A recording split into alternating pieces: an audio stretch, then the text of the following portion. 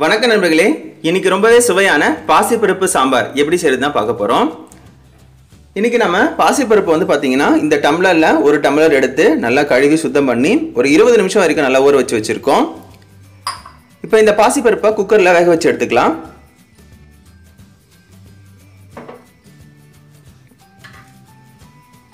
அடுப்பை பற்ற வச்சுக்கலாம்.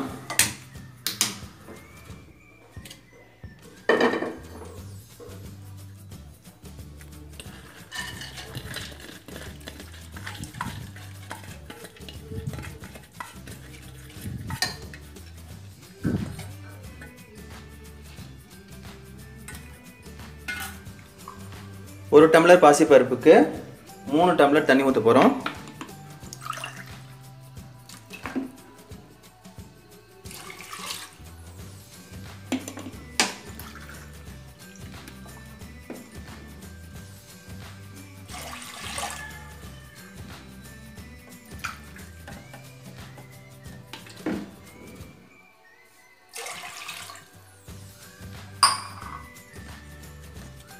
அடுத்ததா கொஞ்சமா மஞ்சத்தூள்,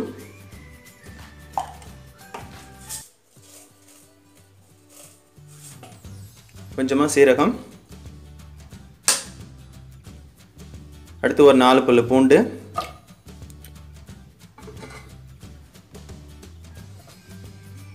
குக்கர் மூடிக்கலாம்.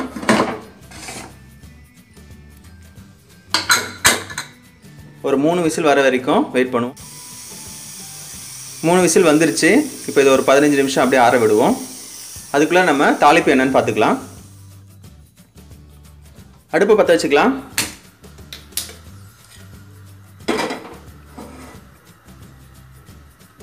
தேவையான அளவு எண்ணெய் ஊற்றிக்கலாம்.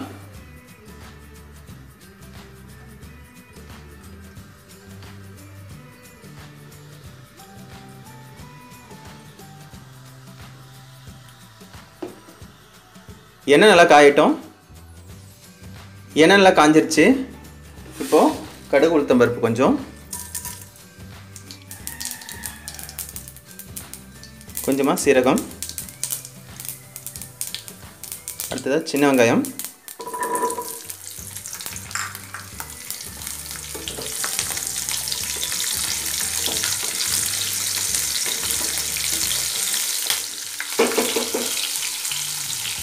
இதோடவே கொஞ்சமாக கருவேப்பிலை, அடுத்து 2 பச்சை மிளகாய்,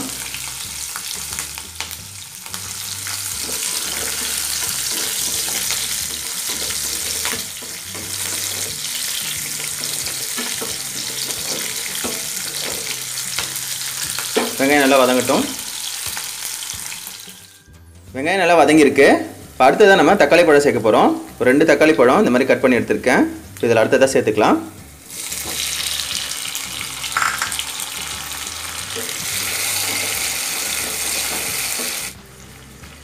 தக்காளி பழம் நல்லா வதங்கணும். அதுக்காக கொஞ்சமாக இப்போ உப்பு சேர்க்குறோம்.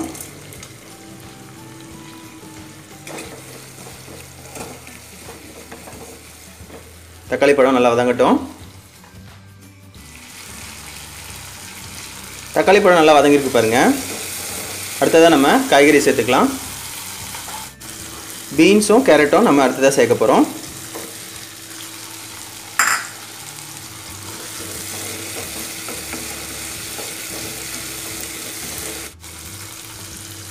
கேரட்டும் பீன்ஸும் நல்லா வதங்கிடுச்சு. அடுத்ததாக நம்ம சாம்பார் பொடி சேர்க்க போகிறோம். 2 டேபிள் ஸ்பூன் அளவு சாம்பார் பொடி சேர்த்துக்கலாம்.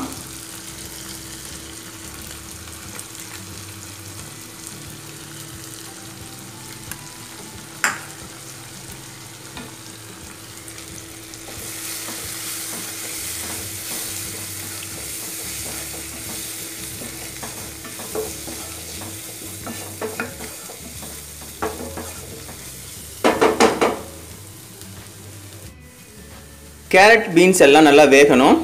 ஸோ இப்போ கொஞ்சமாக தண்ணி ஊற்றி நம்ம கொதிக்க வைப்போம்.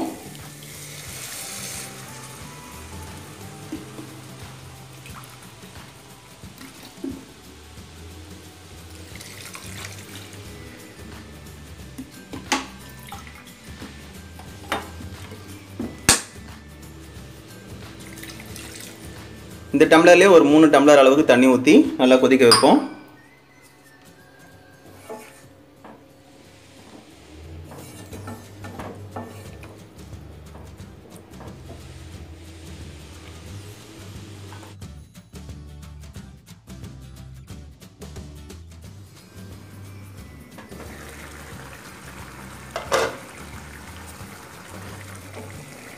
காய்கறிலாம் நல்லா வெந்திருக்கு.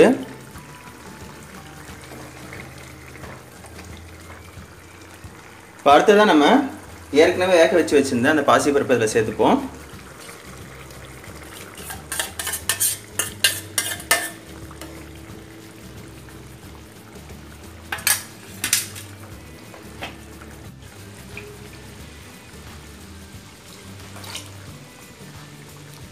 நல்லா கலந்து விட்டுக்கலாம். ஏற்கனவே நம்ம வதக்கும் போதே கொஞ்சம் உப்பு போட்டிருக்கோம். இப்போ கடைசியாக கொஞ்சம் உப்பு போட்டுக்கலாம்.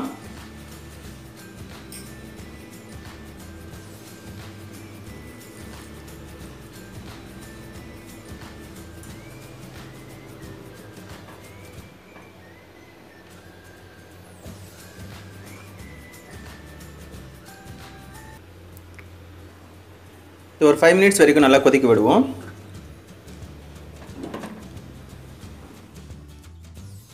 பருப்பு சேர்த்து ஒரு 5 நிமிஷம் நல்லா கொதிச்சிச்சு. திறந்துக்கலாம். பாருங்க, சரியான பதத்துக்கு வந்திருக்கு.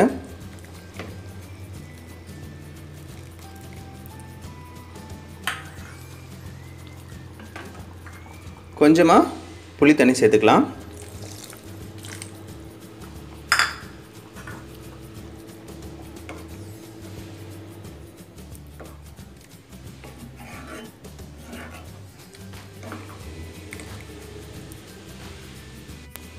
புளி தண்ணி சேர்த்து ஒரு 2 நிமிஷம் வரைக்கும் நல்லா கொதிச்சிருச்சு. இப்போது சாம்பார் ரெடி ஆகிடுச்சு. கடைசியாக கொத்தமல்லி கருவேப்பிலை கொஞ்சம் சேர்த்துப்போம். கொஞ்சமாக பெருங்காயத்தூள் வாசனைக்கு நல்லா கலந்து விட்டுப்போம். ரொம்பவே சுவையான பாசிப்பருப்பு சாம்பார் தயாராகிடுச்சு. நீங்களும் உங்கள் வீட்டில் இதை ட்ரை பண்ணி பார்த்துட்டு உங்களோட ஃபீட்பேக்கை எனக்கு கண்டிப்பாக சொல்லுங்கள். இந்த வீடியோ உங்களுக்கு பிடிச்சிருக்கு அப்படின்னா லைக் பண்ணுங்கள். உங்கள் ஃப்ரெண்ட்ஸ் எல்லாருக்கும் இந்த வீடியோவை ஷேர் பண்ணுங்கள். மறக்காமல் இந்த வீடியோ கீழே இருக்க அந்த சப்ஸ்கிரைப் பட்டனை கிளிக் பண்ணிவிட்டு அதுக்கு பக்கத்தில் இருக்க பெல் பட்டனை கிளிக் பண்ணுறேங்க. நன்றி.